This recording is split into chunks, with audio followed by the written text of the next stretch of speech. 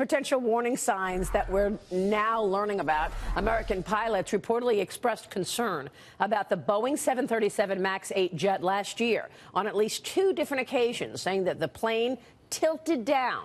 This is the Federal Aviation Administration is refusing to follow dozens of other countries this morning in grounding the aircraft. President Trump spoke with Boeing CEO Dennis Muilenburg yesterday, and the company is standing by the plane's safety. Joining me right now is Boyd Group International President Mike Boyd and Maslansky and Partners President Lee Carter. Great to see you both. Thanks so much for being here. Mike Boyd, first talk to us about this jet. The FAA says it's still safe, and it's saying you don't have to ground it. Then why are so many countries grounding it?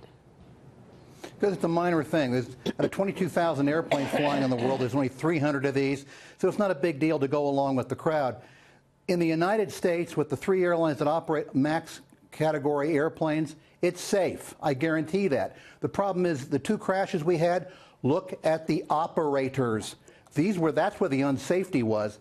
When you had Ethiopian Airlines basically have a student pilot as co-pilot, you got a major safety problem with that airline, not necessarily with the airplane. Well, I mean, what about the issue that it tilts down? I mean, is there anything to say about that? Because I remember during the Lion Air crash, there was speculation that there was information that needed to be passed on to the pilots. They had made a change. There was a new jet, and they needed to tell the pilot instructions should the plane lock. And that's been done already with U.S. carriers. We don't know if Ethiopian did it. We don't know if other carriers did it. But when you look at what's happened in the U.S., we have records for U.S. carriers. Yeah. They are safe. But places like Ethiopian, to have a student pilot as co-pilot, and that's what they had, that's outrageous. Lion Air, they got a track record that Al Capone wouldn't want to mess with in terms of safety. So let's not compare Southwest Airlines, which operates these, to these foreign carriers that may not be anywhere nearly as good. All right, and yet the messaging is so important here. Lee Carter, how do you see this? Look, I don't think that they've necessarily done a very good job in messaging. The way that they treated this one is exactly the same as the messaging they put out in Lion Air in November. If you compare the messages side by side, they're almost identical. And what I tell my clients is when crisis turns into tragedy, it's more important than in any other time to be more human. Because at this time, everybody's looking to you for direction. They want to hear that you understand the severity of it. You want to hear that people are afraid to fly. You want to hear about the safety and all of the actions that you're taking. They're very, very cautious right now. And what happens behind the scenes, right, is legal is really controlling the strings here and saying what we can and can't admit and what we do know and what we don't know. It's all about the facts at this point. But it really needs to be about reassuring people that they're going to be safe. It's about showing all of the actions. There's tons of actions that they're taking right now. Talk about them. Highlight them. Make sure that people are going to feel safe because this is a really big deal. I mean, look at what's happening to their stock price. Yeah. They could stop the bleeding if they were able to start convincing people that there was a better way. You think the CEO or somebody from the company should be coming out, holding people's hands through this, explaining the situation? Yeah. Be more vocal. Be much more vocal. Right now they're saying we have a bunch of engineers who are going to see what's happening on the ground.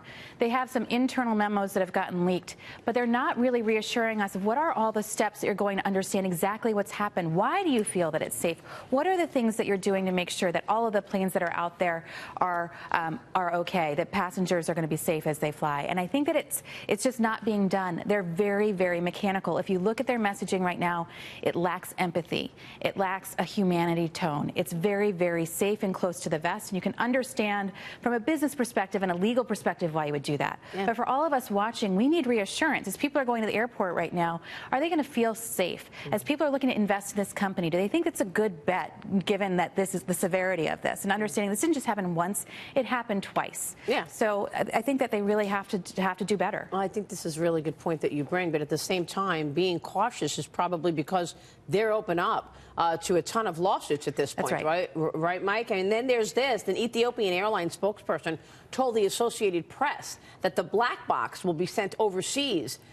They didn't say which country that it's being sent to. What do you think investors want to know from this black box, and why not identify where this is being sent? I don't know. I mean, like I said, if Ethiopian puts a student pilot as co-pilot, anything is possible there. And that's the difference between that and U.S. carriers. But getting back to the point here, Boeing can't come out and say some operators are safe and some aren't. They're selling airplanes. But the fact is, in the U.S., we have records to show that this airplane in operation at the 3 airlines that operate MAX versions is safe. And the message is covered by a din. I mean, it's a lynch mob out there, and everybody knows it's unsafe. People who wouldn't know an ATM from an airplane are telling us that, including politicians. So it's hard to get through that message when you have, you know, Mitt Romney saying it's unsafe, and he's not even qualified to make a comment on Yeah, it. that's a good point, Lee. Yeah. Like, I mean, it is really hard to get through all the clutter. I mean, everybody right now is an expert in this 24-hour day, 7 days a week news cycle. But they have to have discipline about it. They have to be getting out there. If you go to Google, what is Boeing saying? It's hard to find, you know, outside of the leak memo, a short official statement. They're not out in front of it, and they need to be. And we say, you know, if you're not nauseous from repeating your message, you're probably not even beginning to get traction. They need to be controlling the narrative as best as they can, because you're absolutely right. It is a linchpin out there. You're looking at what everybody's saying. Everybody's, you know, it's easy to pile on this one. Everybody's calling for, you know, all kinds of let's ground the planes. We don't know. People are afraid, but the reason they're afraid is because they're not hearing from the source that they shouldn't be afraid. If this stock keeps going down, I'm sure he will come out and try to stop the bleeding. Mike, good to see you. Lee, thank you so much. Thank you. Mike Boyd, Lee Carter there.